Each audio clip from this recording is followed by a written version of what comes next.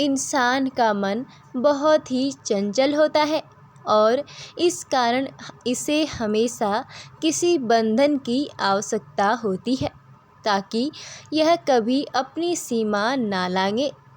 एक बार अगर यह आपकी पकड़ से छूट गया तो आपके जीवन की कुत्सित विचारों और व्यभिचारों की बाढ़ आ सकती है।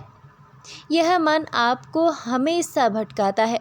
अगर आप में थोड़ी सी भी दृढ़ता की कमी है तो शायद आप अपने मन के गुलाम हो जाएं और आपका पूरा जीवन ही व्यर्थ हो जाए।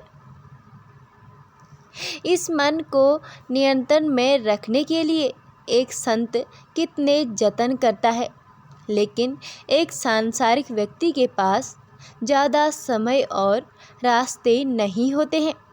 कबीरदास जी ने अपने मन को नियंत्रित में रखने के लिए एक रास्ता सुझाया है जो सभी ग्रस्त और सांसारिक व्यक्ति के लिए आसान भी है और प्रभाव भी। तो चलिए जानते हैं इस प्रसंग के जरिए कि वह रास्ता आखिर क्या है। एक दिन एक युवक कबीरदास जी के पास आया और कहने लगा, गुरुजी, मैंने अपनी शिक्षा पूरी कर ली है और अब मैं अपना अच्छा बुरा समझता हूँ, लेकिन फिर भी मेरे माता पिता मुझे निरंतर सत्संग सुनने की सलाह रखते हैं। आखिर मुझे रोज़ सत्संग सुनने की क्या ज़रूरत है।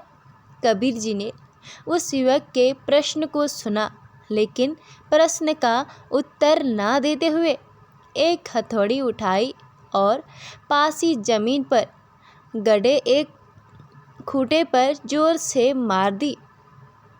युवक ने उत्तर पाने का थोड़ा देर इंतजार करता रहा, लेकिन उत्तर ना मिलने पर अनमने भाव से वहाँ से चला गया।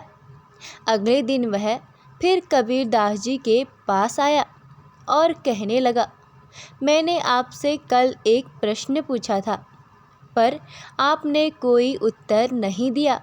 क्या आज आप मेरे सवाल का उत्तर देंगे? तो कबीरदास जी ने फिर उसकी बात सुनी, लेकिन फिर से जवाब नहीं दिया, बल्कि फिर से खूंटे के ऊपर हथौड़े से मार दी। युवक ने सोचा कि संत पुरुष शायद आज भी मौन है। वह तीसरे दिन फिर आया और प्रश्न को दोहराने लगा।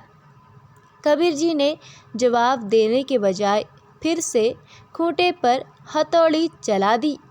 अब युवक परेशान हो गया। बोला, आखिर आप मेरे प्रश्न का जवाब क्यों नहीं दे रहे?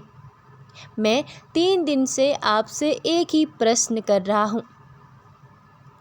कबीर जी ने उसे मुस्कुराते हुए कहा, मैं तो तुम्हें रोज़ तुम्हारे प्रश्न का जवाब दे रहा हूँ। देख नहीं रहे कि मैं क्यों रोज़ इस खूंटे पर हथौड़ी मार रहा हूँ? युवक कुछ समझा नहीं। उसने इस बात का अर्थ कबीर जी से पूछा।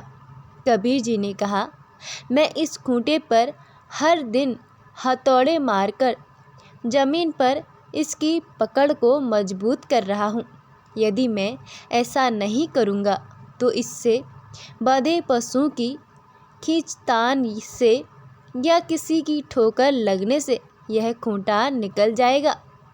यही काम हमारे जीवन में सत्संग हमारे लिए करता है और हमारे मन रूपी खूंटे पर नियंत्रण प्रहार करता रहता है, ताकि हमारी सद्भावनाएं दृढ़ होती रहे। इसलिए सत्संग सुनना हमारे दैनिक जीवनचर्या का अनिवार्य अंग होना चाहिए। कबीरदास जी की यह कहानी आपको कैसी लगी? कमेंट में ज़रूर बताएं और ऐसी ही रोचक कहानी को सुनने के लिए हमारे चैनल को सब्सक्राइब ज़रूर करें।